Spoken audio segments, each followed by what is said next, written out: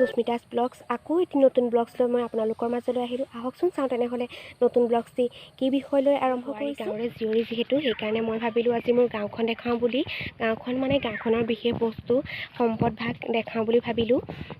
আহকচোন চাওঁ তেনেহ'লে আমাৰ গাঁওখনৰ বিশেষ সম্পদটো আমাৰ চৰকাৰী পুখুৰী। ইয়াত গৰু বিহুৰ দিনাখন সকলো মানুহে মানে আমাৰ গাঁৱৰ মানুহখিনিয়ে ইয়াতে গৰুক গা ধুৱায় আৰু খুবেই পৰিষ্কাৰ পানীখিনি।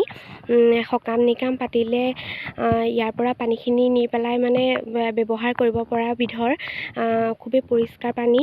আৰু এইটোৱে আমাৰ চৰকাৰী পুখুৰী, বহুত ডাঙৰকৈ খান্দি থোৱা আৰু দ হয়।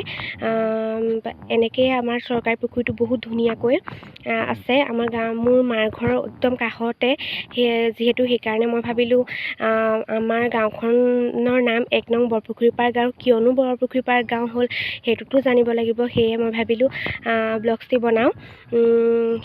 এয়া চৰকাৰী পুখুৰী আৰু যিভাগ বৰপুখুৰী আছে সেইভাগো আপোনালোকক দেখাবলৈ চেষ্টা কৰিম মই। তাত বহুত পদুম ফুল ফুলে, সেয়া আপোনালোকক দেখুৱাম। আহকচোন তেনেহ'লে গৈ থাকোঁ। যে মই গাঁৱৰে বোৱাৰী, গাঁৱৰে জীয়ৰী, আৰু সেয়ে মই ভাবিলোঁ আমাৰ গাঁওখনৰ বিশেষ সম্পত্তি আমাৰ বৰপুখুৰী ভাগ দেখাওঁ বুলি ভাবিলোঁ। আৰু বৰপুখুৰী ভাগ মই এতিয়া বৰ্তমান পাইছোঁহিয়ে, চাব পাৰিব আপোনালোকক দেখাবলৈ মই বহুত ডাঙৰকৈ খন্দোৱা হৈছে। আহোম ৰজা স্বৰ্গদেউ সিংহৰ দিনৰে পুখুৰী, বহুত ডাঙৰকৈ বহুত বিশাল ঠাই আৱৰি ৰখা আমাৰ বৰপুখুৰী এয়া। ইয়াত বহুত পদুম ফুল ফুলি আছে, মই আপোনালোকক দেখুৱাবলৈ চেষ্টা কৰিছোঁ। বৰপুখুৰী পাৰ নামটো আচলতে আমাৰ এই পুখুৰীটো মানে পুখুৰীটোৰ কাৰণে আমাৰ গাঁওখন বিখ্যাত বুলি ক'ব পাৰি। আৰু আমাৰ ইয়ালৈ আলহী আহিলে বিশেষকৈ মানে আমি আমাৰ মানে বিশেষ সম্পত্তি আমি বৰপুখুৰীটো দেখুৱাবলৈ আনোৱেই। আৰু এয়াই আমাৰ বৰপুখুৰী, বহুত দূৰলৈকে আছে। আহোম ৰজা দিনত ককাহঁতে কোৱা শুনো বোলে তেতিয়া স্বৰ্গদেউ সিংহ থাকোঁতেই একে ৰাতিতে বোলে এই পুখুৰীভাগ খান্দি উলিয়াইছিলে। আৰু পুখুৰীভাগ খান্দি একে ৰাতিতে পানী উলিয়াই পানী ব্যৱহাৰ কৰিছিলে ৰজা প্ৰজা সকলোৱে। সেয়ে বৰপুখুৰীভাগ তেতিয়াৰ পৰা বিখ্যাত হৈ থাকিলে। আৰু ইয়াত পানী মানে কমি নাযায়, মাজভাগত সম্পূৰ্ণভাৱে পানী যিমান আমি সৰুৰ পৰাই দেখি আহিছোঁ তেনেকৈয়ে থাকে। মাজে মাজে গাঁৱৰ ৰাইজে চাফা কৰে, গোটেই সকলো ৰাইজে মিলি মাছ জিওৱা হয়। আৰু বহাগ বিহু হওক, মাঘৰ বিহু হওক, এনেকৈ বিহুৱে সংক্ৰান্তিয়ে মানে মাছ ধৰি গোটেই গাঁওখনক বিলাব পৰাকৈ আমাৰ বৰপুখুৰীটো এয়া মই দেখাবলৈ চেষ্টা কৰিছোঁ আপোনালোকক। বৰপুখুৰীৰ মাছ মানে মাছে এসাঁজ খাব পৰাকৈ আমাৰ গাঁৱৰ সেয়াও আমাৰ মানে এক প্ৰকাৰৰ সহানুভূতি। আৰু আমাৰ মানে গৌৰৱ, আমি পুখুৰীটোৰ পৰা বহুত সুবিধা আছে আমাৰ। পাইছে গোটেই পুখুৰীটো মানে পদুম ফুলে আৱৰি ৰাখিছে এতিয়া, বৰ ধুনীয়া লাগে দেখি। আৰু প্ৰায়খিনি মানুহে আহি মানে পদুম ফুল নিয়েহিও। আৰু এটা বিশেষ কথাত আমাৰ বৰপুখুৰীভাগ বিখ্যাত কচু শাক যিহেতু সকলোৱে ভাল পায়।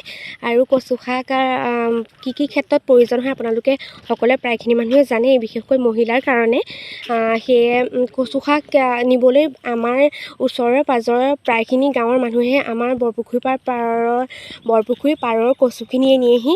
কচুখিনি মানে বহুত ধুনীয়া হয়। সেয়ে কচু শাকৰ কাৰণেও এয়া বিখ্যাত আমাৰ। আৰু সেয়া আপোনালোকক দেখাবলৈ চেষ্টা কৰিছোঁ, কিমান ধুনীয়াকৈ পদুম ফুল ফুলি আছে, বহুত ধুনীয়া লাগে দেখিবলৈ। চেষ্টা কৰিছোঁ মই যিহেতু এইখন গাঁৱৰে জীয়ৰী আৰু বোৱাৰী, এইখন স্কুলতে মই পঢ়ি যোৱা শৈশৱৰ স্মৃতি ইয়াতে পাৰ কৰিছোঁ। আৰু এতিয়া সেইকাৰণে আপোনালোককো দেখুৱাবলৈ চেষ্টা কৰিছোঁ। সন্মুখভাগৰ পৰা মই দেখাবলৈ চেষ্টা কৰিম। এইখন আমাৰ স্কুল, LP স্কুল। ইয়াতে আমি পঢ়ি ডাঙৰ হৈ গৈছোঁ ইয়াৰ পৰাই। এইখন আমাৰ স্কুল, এয়া অংগনবাদী। তাৰপাছত বেছি দিন হোৱা নাই, যোৱা বছৰ শিৱৰাত্ৰিত আমাৰ ওচৰতে এভাগ মন্দিৰ শিৱ মন্দিৰ পাতিছিলে।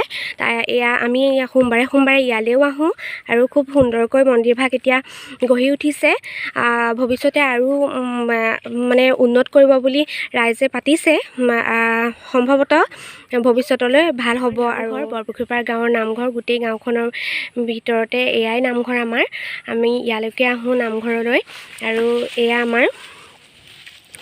আমাৰ বৰপুখুৰী। আপোনালোকক গোটেইখিনি দেখাবলৈ চেষ্টা কৰিছোঁ। এয়াই সামৰণি মাৰিলোঁ। এয়া হাজবেণ্ড। মই অকলে আহিবলৈ ঠাইখিনি অকণমান নিৰ্জন হয়, সেয়ে মই মানুহজনৰ লগতে আহিছিলোঁ। আৰু এয়া আমাৰ ল'ৰা। হাই দি দিয়া বেটা, হাই দি দিয়া। অঁ, এয়া মোৰ ল'ৰা। এনেকৈয়ে আজিলৈ ব্লগটি সামৰণি মাৰিছোঁ। যদি আপোনালোকে মোৰ ব্লগটি চাই ভাল পালে তেনেহ'লে like, comment, share and subscribe কৰিব মোৰ চেনেলটো। আৰু আগলৈকো এনেকৈ ভিডিঅ' দিবলৈ মোক উৎসাহিত কৰি থাকিব। ধন্যবাদ।